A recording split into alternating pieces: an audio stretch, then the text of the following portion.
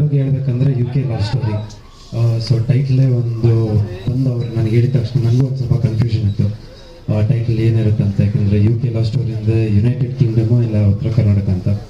So producer ಡೈರೆಕ್ಟ್ರು ನೀಟಾಗಿ ನನಗೆ ಬಿಡಿಸಿ ಹೇಳಿದ್ರು, ಸೊ ಈ ಥರ ಒಂದು ಕತೆ ಮಾಡೋಣ ಸರ್, ಒಂದು ಉತ್ತರ ಕರ್ನಾಟಕದಲ್ಲಿ ನಡೆಯುವಂಥ ಒಂದು ಲವ್ ಸ್ಟೋರಿ ಬಗ್ಗೆ ಒಂದು ಕತೆ ಮಾಡ್ಕೊಂಡಿದ್ದೀನಿ. ಸೊ ಆ ಥರ ಒಂದು ಎಕ್ಸಿಕ್ಯೂಷನ್ ಮಾಡೋಣ ಅಂತ.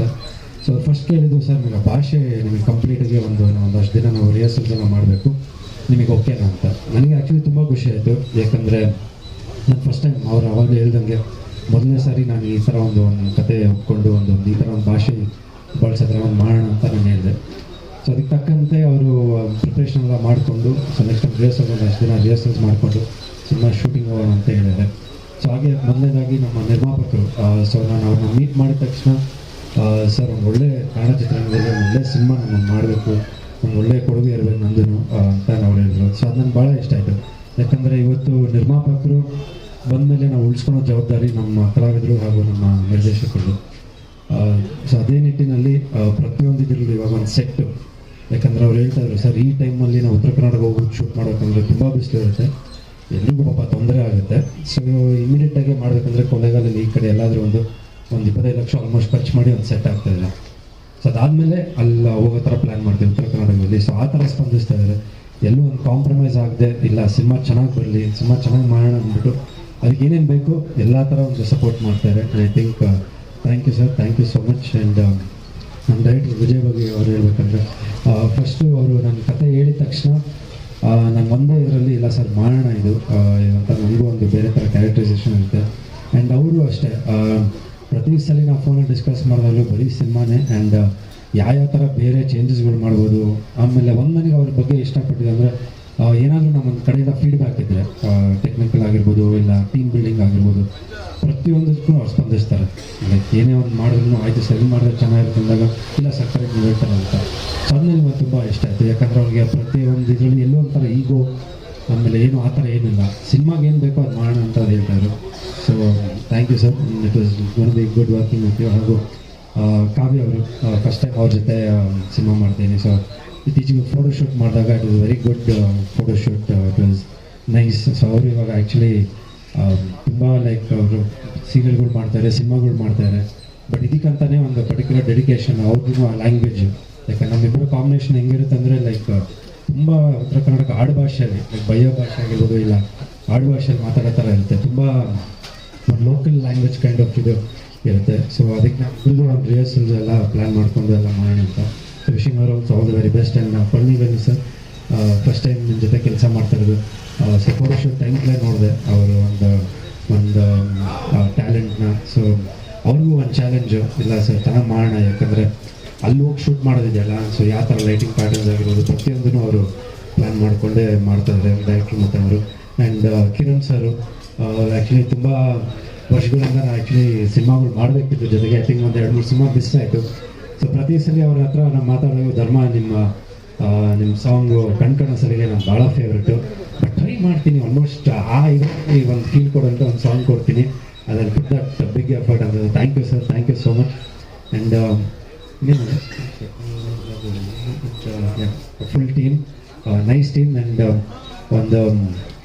ಒಂದು ಖುಷಿ ಆಗುತ್ತೆ ಇಂಥ ಒಂದು ಒಳ್ಳೆ ಕಥೆಯಲ್ಲಿ ವರ್ಕ್ ಮಾಡೋದಕ್ಕೆ. ಎಲ್ಲ ಪ್ರತಿಯೊಂದು ಸಿನಿಮಾನು ಮೊದಲನೇ ಸಿನಿಮಾ ಅಂತಲೇ ತಗೋಬೇಕು, ಅದು ಮೊದಲನೇ ಸಿನಿಮಾನೇ ಇದು ನನಗೆ.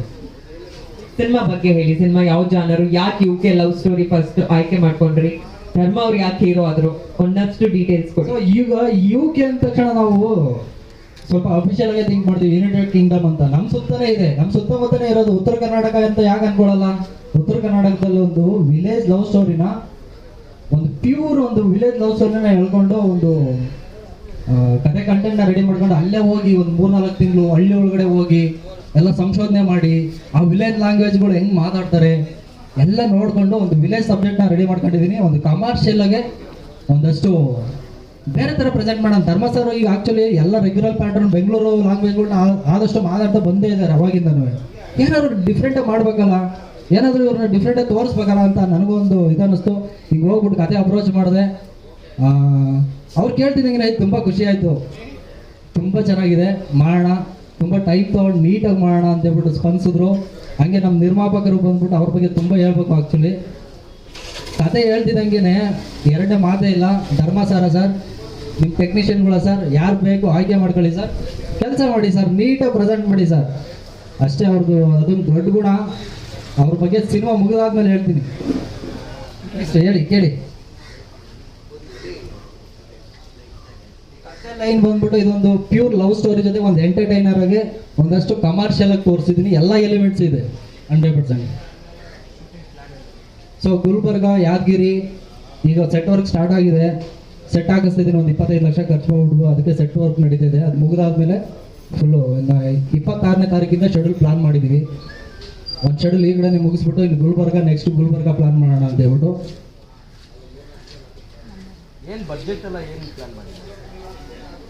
ನಾನು ಒಂದು ಬಜೆಟ್ ಕೊಟ್ಟೆ ನಮ್ಮ ಪ್ರೊಡ್ಯೂಸರ್ಗೆ. ಒಂದು 2.5 CR ಇಂದ 3 CR ವರೆಗೂ ಕೊಟ್ಟಿದ್ದೀನಿ. ಸೊ ನೀವು ಒಂದು ಒಳ್ಳೆ ಕ್ವಾಲಿಟಿ ಸಿನಿಮಾ ಮಾಡಿ ಸರ್ ಅಂತ ಹೇಳ್ಬಿಟ್ಟು ಅವರು ನಮಗೆ ಅಷ್ಟು ಪ್ರೋತ್ಸಾಹಿಸಿದ್ದಾರೆ. ಬಟ್ ಬಜೆಟ್ ಲೆಕ್ಕ ಹಾಕ್ಬೇಡಿ, ಬಜೆಟ್ ನೋಡ್ಕೊಂಡು ಹೋದರೆ ನೀವು ಇದು ಮಾಡೋಕ್ಕಾಗಲ್ಲ. ಒಂದು ಕ್ವಾಲಿಟಿಯಾಗಿ ಸಿನಿಮಾ ಮಾಡಿ ಫಸ್ಟು, ಅಷ್ಟೇ ನಾನು ಕೇಳೋದು ಅಂತ ಹೇಳ್ಬಿಟ್ಟು ಅವ್ರು ತುಂಬ ಪ್ರೋತ್ಸಾಹಿಸಿದ್ದಾರೆ. ಅಷ್ಟೇ ಸಾಕು ನನಗೆ. ಎರಡನೇದು, ಎಲ್ರಿಗೂ ನಾನು ಥ್ಯಾಂಕ್ಸ್ ಹೇಳ್ತೀನಿ.